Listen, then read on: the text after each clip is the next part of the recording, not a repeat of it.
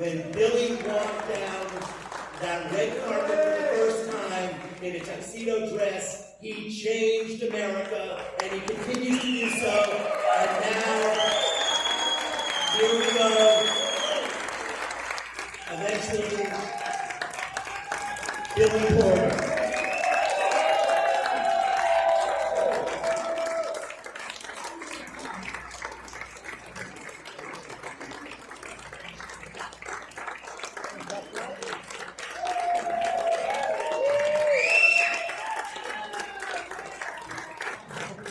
All right, what's going on, bitches? How y'all doing? Y'all can do better than that. How y'all doing? I flew all the way from New York. Today is my birthday, bitch. I came to work on my birthday, bitches. Because that's how important it is to me. You know, I have been gay a long time. Thank you. This is the material. I've been gay a long time. I came out in 1985. And everybody in this room knows what that meant. You know, there was a lot of fear, a lot of shame, a lot of mess. And I've lived to see a change. And one of the things that I want to talk about tonight is that the change has already happened. We watch the news. If it bleeds, it leads. It's for profit, and it's 24 hours a day. They talk a lot of shit. Even the ones that I like. I turn on MSNBC every day, and it pisses me off. Because there's so much talk about what's wrong, and no discussions, very rarely discussions, about what's right. So I want to talk about what's right first. And I know I'm speaking to a room of, you know, I'm preaching to the converted. I'm preaching to the converted, I know.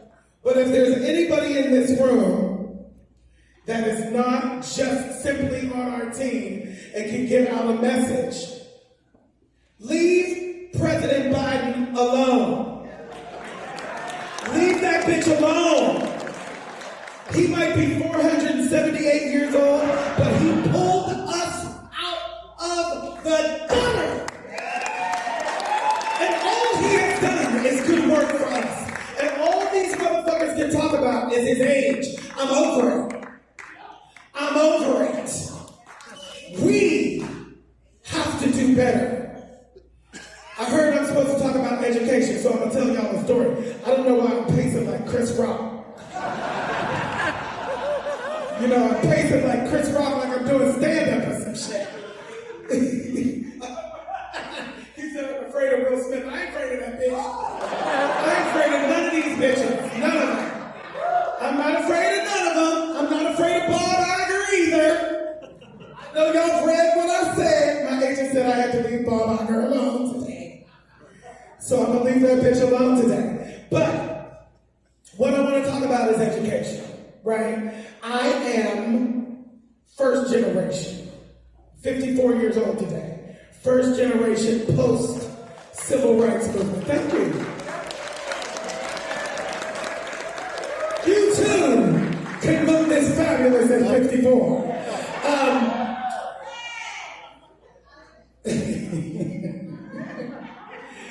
Thank you, baby. So, I grew up in Pittsburgh, Pennsylvania. My public school education at that time was remarkable. The white people who sent their children to public schools, private schools, took them out of the private schools to put them into the Pittsburgh public school system. was. Yes. And, you know, in the 6th grade, I dealt with desegregation for the second time. I went to a school called Reisenstein Middle School, and there were after-school programs. And when I say after-school programs, I mean like a 3-ring binder about that thick, this thick, back and front, with programs for us kids to be a part of.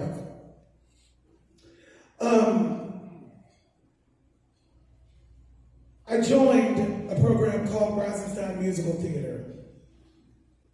I didn't know what theater was, but I knew I was musical. I was already in the band. I was singing in church. So I thought, well, maybe I could have something to do with whatever this program is. I was introduced to musical theater. There was a mandate that every role would be double cast. I didn't know what that meant. But the day that the cast list went up, there were 2 rows, 2 columns. And the character that I played only had 1 name next to it. And as a little boy who was clearly a queen, who couldn't play any sports, who was bullied and beat up literally every day, this was the moment that I realized, oh, maybe I might be worth something. Because I can sing. And somebody saw that.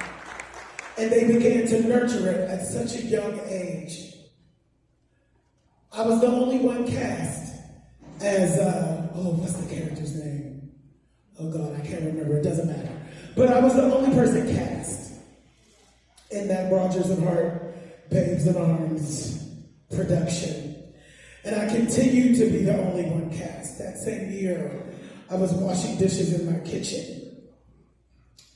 And the Tony Awards came on. I didn't know what Tony was.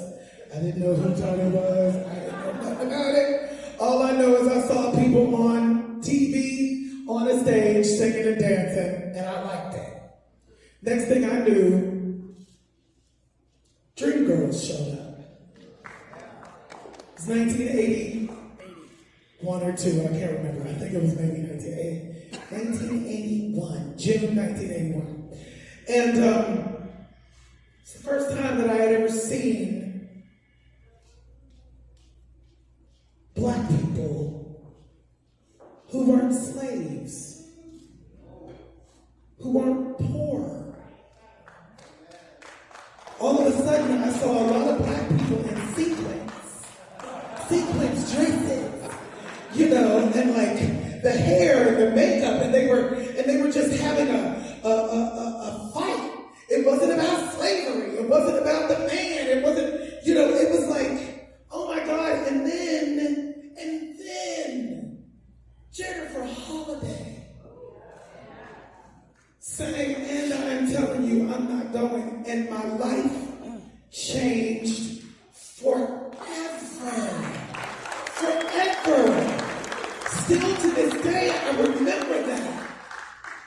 I knew at that point that I needed to be in this business. And I ended up going to the Creative and Performing Arts High School in Pittsburgh, Pennsylvania, and I was getting my training, and I was getting out. You know, the arts helped me understand how to dream beyond my circumstance. Let me say that again. The arts helped me understand and implement into my life how to dream beyond my circumstance. I know a lot of people in this world don't think that the arts matter. They do. I speak about arts education because that's the education that was the greatest tool for my success right now. We're talking about education today. I had angels in my life who showed up. You know, I'm supposed to be a statistic on paper. I'm a black man. I'm a faggot in America. And I was born into poverty. I'm not supposed to be standing here in front of any of you right now, looking as fabulous as I do.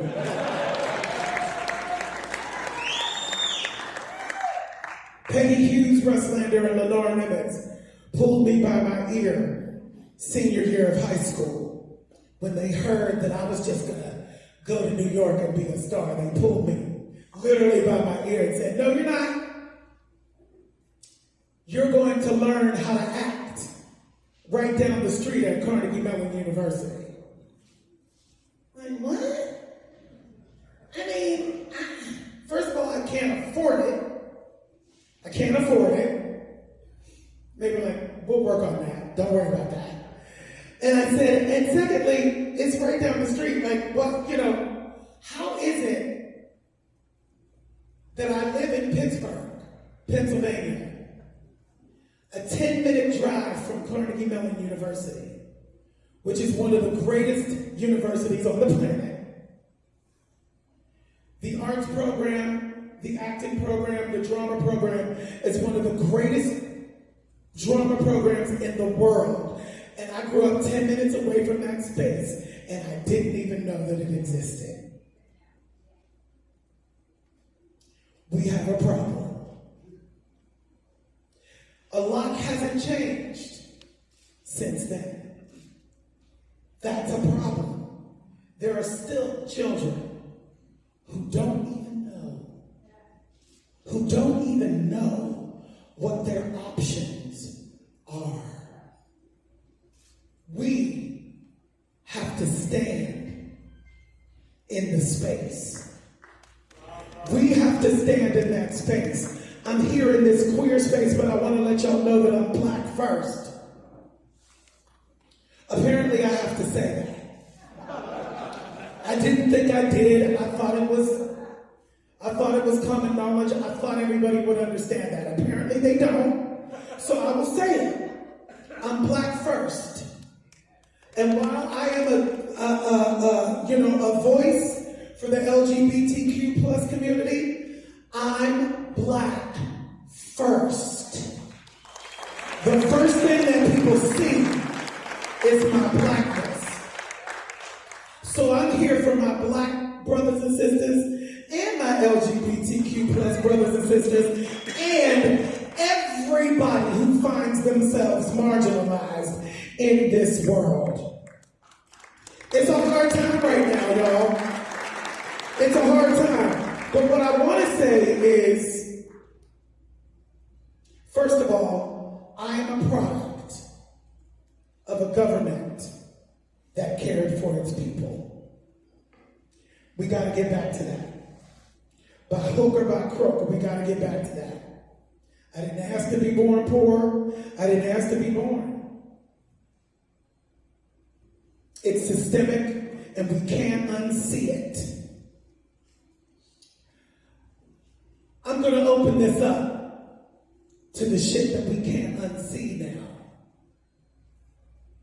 Because early on in my life, it was very difficult to get my white allies to understand the difference between what it was like to be gay and what it was like to be black and gay. It's different. There's a lot of shit we can't unsee. I'm going to throw out a few things that we can't unsee, and then I want to ask y'all what it's been for you for the last few years watching our government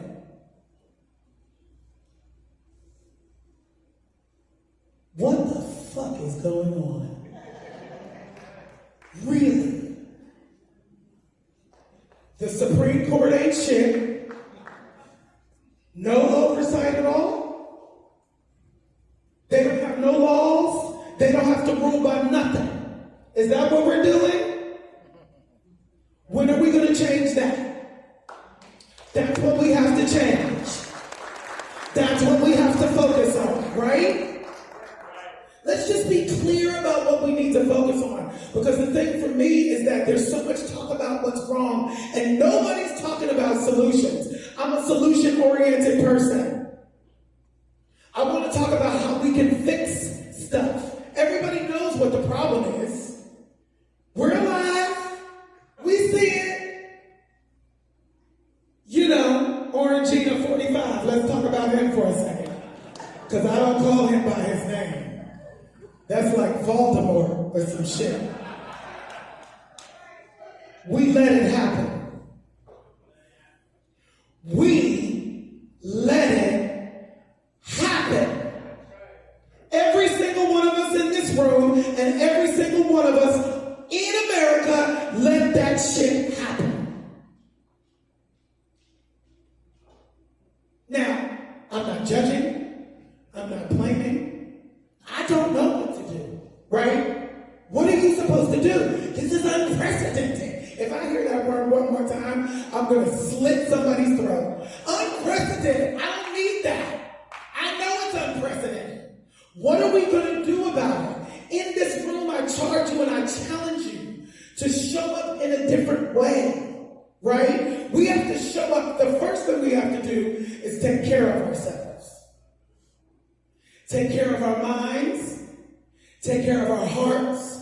Take care of our souls. And take care of our health so we can show up and be of some use. Because if we burn ourselves out, we can't do nothing, right?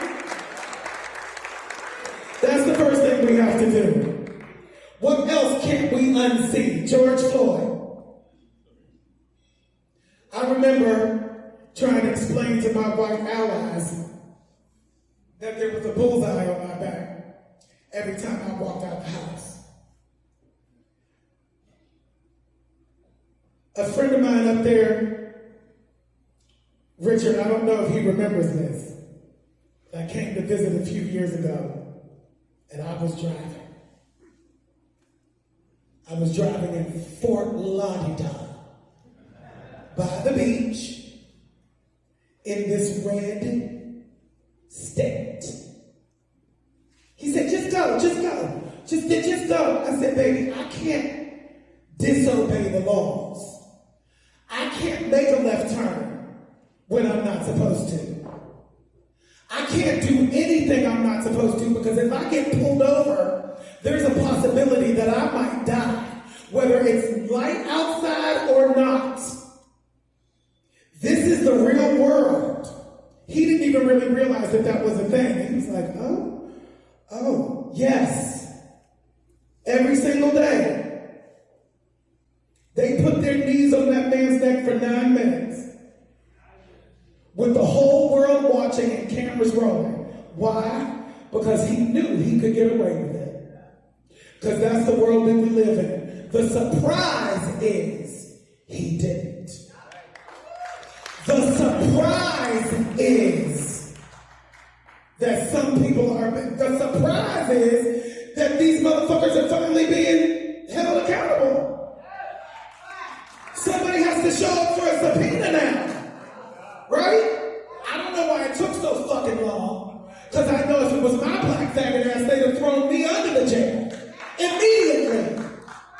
Immediately. So there is a different thing for different people, and everybody in this room can change it. We have to be engaged to change this. What else? I have what we can't unsee. The hypocrisy and the gaslighting of the GOP. Right? They tell us, and they say what they're doing, but blame us for doing it. What are we going to...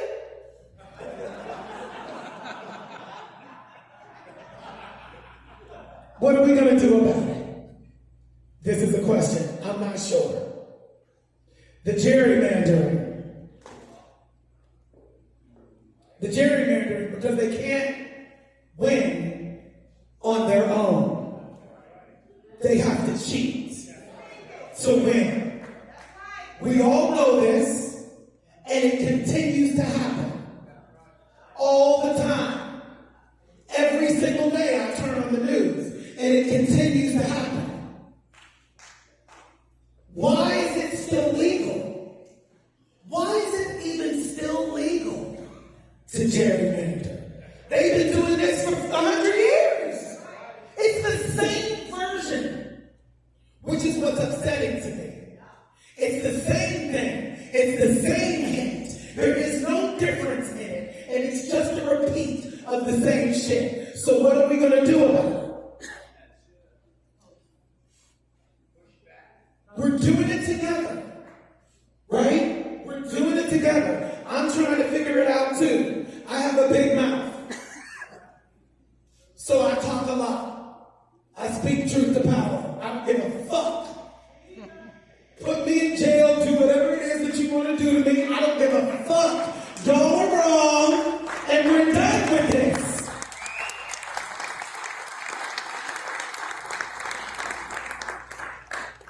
This conversation is not about acceptance or tolerance.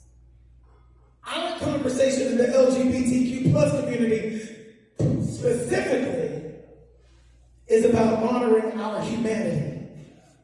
The demand for the honoring of our humanity, like we already do for everybody else.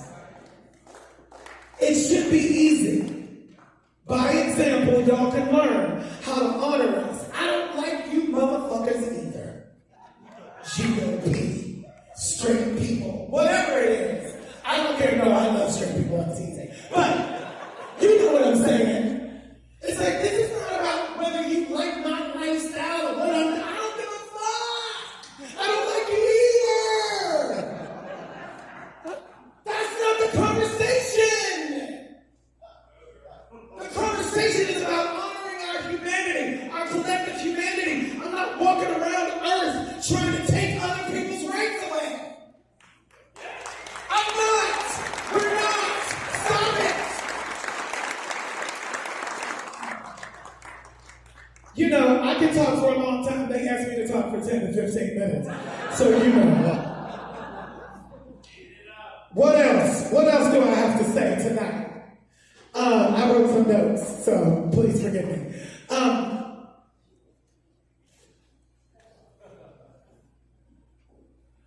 I think the surprise for a lot of people who are not minorities, the surprise has been the truth.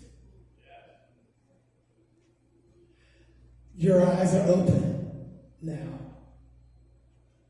We can't unsee the last several years. We can't unsee it. So what are we going to do about it? We know what the truth is. What are we going to do about it? What are we going to do? Eternal vigilance is the price of liberty. That's Frederick Douglass. We got marriage equality.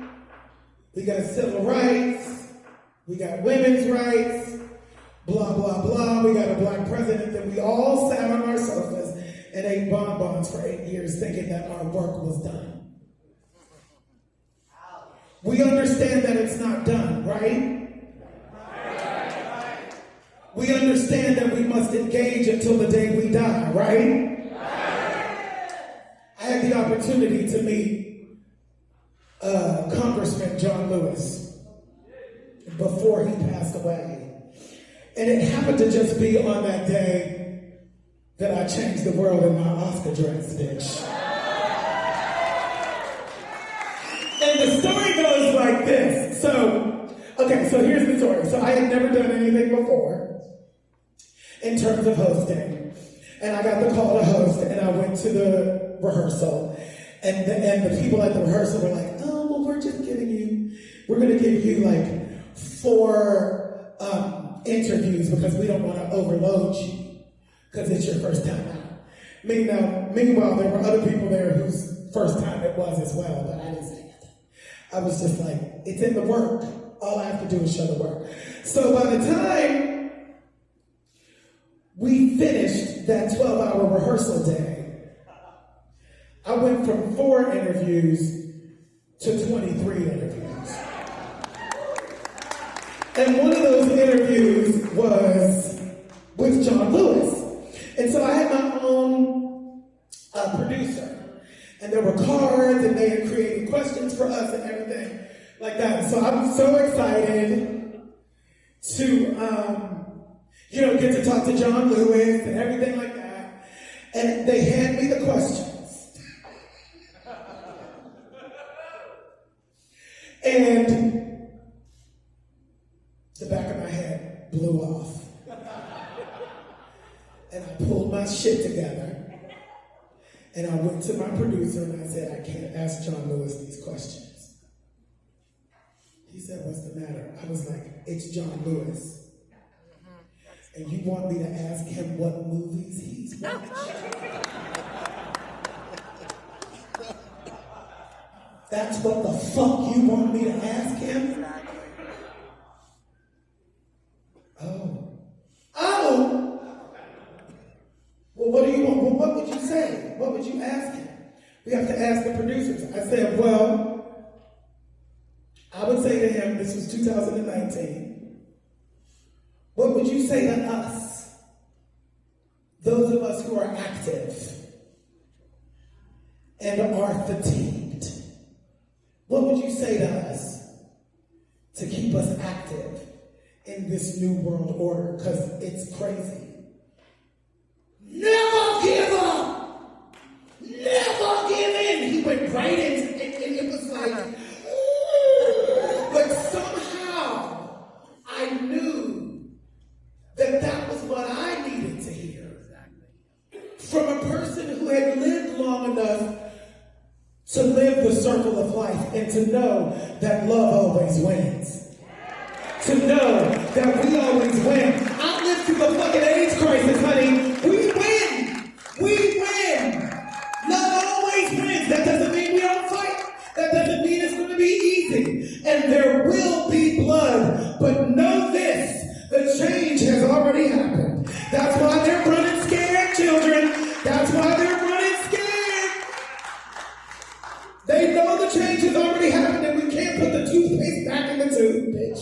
We can't do it. So we're here, we're queer, get used to it, get over it. I love y'all. I've spoken enough. I hope I did what I was supposed to do.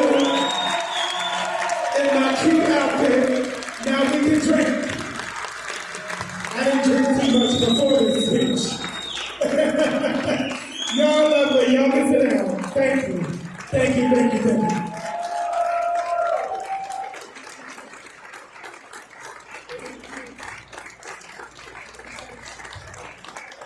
All right. Now you know why we asked him to come and talk to you.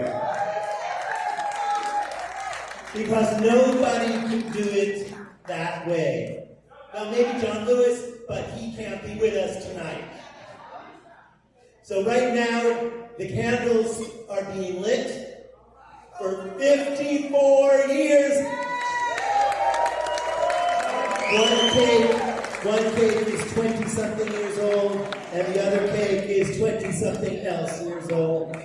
But we want to say that after that speech, it is clear that we are standing with somebody who is simply amazing and an example to not only everyone in this room, but to every single young person, regardless of their orientation, regardless of their color, regardless of their gender, and regardless of where they come from, here in the United States or anywhere around the world.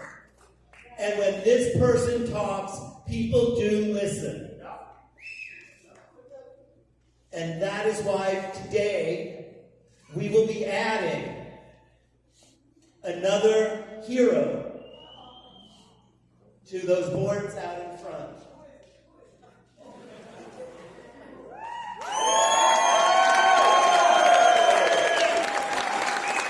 And this this board will travel with the other boards across this country and be in New York at CCNY, the City College of New York, next spring. Because this person needs to be heard from over and over and over again until every single one of us stand up and do what we have to do to change it. Thank you. Thank you. Thank you.